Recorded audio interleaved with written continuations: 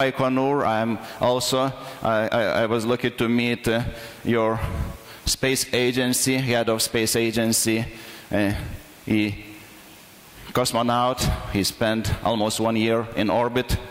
And this area is changing a lot. I found 3 years ago Copenhagen suborbitals. That's the small open code non-profit company in garage. They're building simple things. Think just their mission, suborbital human flight into the space. Just means that you go up 140 kilometers or so and land on a parachute. And it's not luxury. You stand on the top of the rocket, having panoramic view around. Just have a look on the video. So just, keep going. If you have a crazy idea, don't stop. It doesn't really matter if somebody tells you that it's not possible. And second of all, it's very important that you get yourself involved in something that's very difficult, because then you put pressure on yourself to come up with extremely innovative solutions and ideas. See, if you do something that you have done 100 times before, it doesn't really come any new or interesting out of that, from that. But if you do something that you can feel in your stomach that this is a bit more that I can actually maybe really create and do, then you'll see you'll actually do it, because you'll pressure yourself. You give yourself that extra % to come up with solutions. Is there anybody still wanting to go on the top of that rocket? One Lithuanian still. And by the way, these guys can do that. Denmark will be the 4th country in the world which created technology and brought their citizen into the space. After, you know the countries, US, Russia, and China. Why not Kazakhstan? Some people asking how to start things. Actually, to start things also, you need to inspire people when they are very small kids.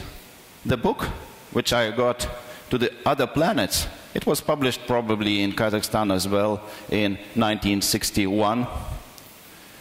I've got it on my 5th birthday from my parents. A lot of inspiring stories about technology and physics, and that remains into long lifetime passion.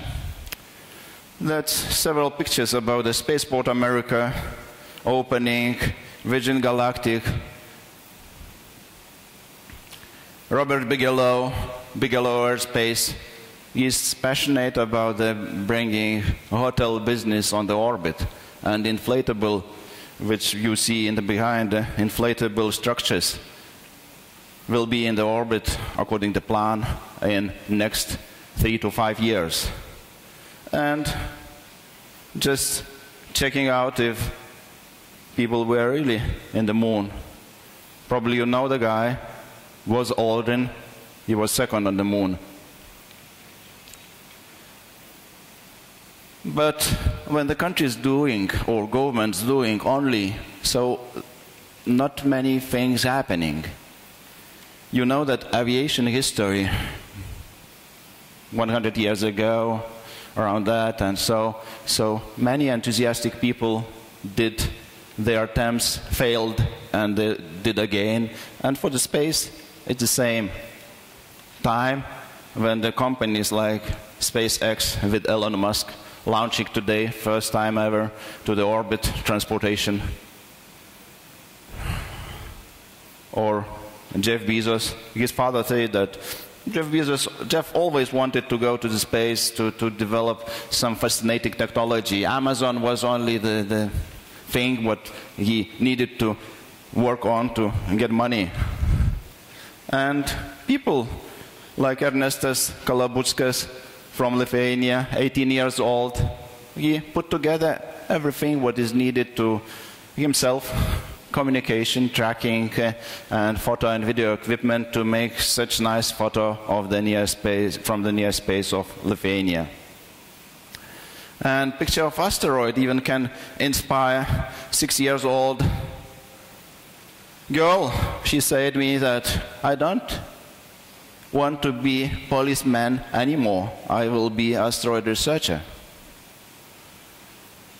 A lot of people do not believe that in Lithuania we can do something related with space, but we already running 2 years since a conference this year, 3rd time, and probably Kazakhstan will be coming on the space economy. We got astronaut and cosmonaut meeting in Vilnius and all major 5 space countries. Another area which Kazakhstan is rich about its energy and all traditional technologies. But to think what is important in the longer scale, I would advise you to look using all the ICT technologies, advantages, and to bring that revolution to the energy and other infrastructure sectors. In 1990s, the IT industry was dominated by big companies like Digital Equipment Corporation or IBM, but rules so changed by newcomers. Like nobody knew these kids, new kids in the block, Steve Jobs, Bill Gates, and they completely changed landscape. Do that in area where industry and scope and scale of the change is even much, much bigger.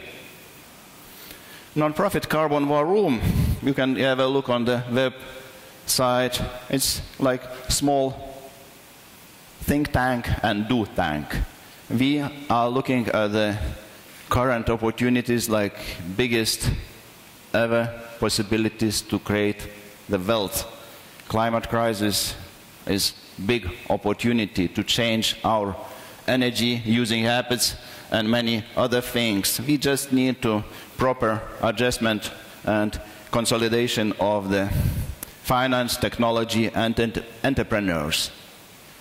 So by saving planet, we also can do good work for our teams and ourselves. And things like even easy, like for all shipping industry, we launched a transparency of the efficiency of the ships. Everybody know in kitchen how effective is the fridge, and ABC, and usually consumer invest into better one.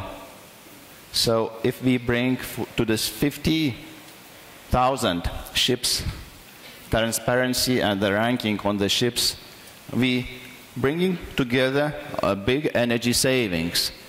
And conferences like Business Climate and Creating Climate Wealth, it's actually finding Moore's law for sustainability, and when we have expectations to change, we are driving investments, and that yields innovation into area we do not think before that it's possible. Just have a look where multimillionaires like Elon Musk are bringing their investment into electric car, or another well-known guy, Bill Gates, into ethanol production. It's completely not related to software business, but it's even more important right now. With one company which we have and my colleagues from the university, we do electric vehicles research, 3D scanning, many technology things.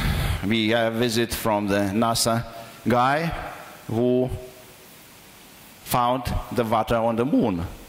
And that is the small takeaway from that. Just if you want to do something new and to boost your company, you connect to people who are changing the world, who are very good connectors, and you will be connected in a few days with other guys. He just returned to Lithuania to meet President Obama. And these connections will bring a lot of good for your company, which usually we see like logo. That's another company which I started more than 20 years ago with the UPS in Lithuania. And actually behind that well-known logo, there is people. There are people who are key to all of us, all success. So, what is the box about? What is inside? Who would like to open the box? Please come. Yeah.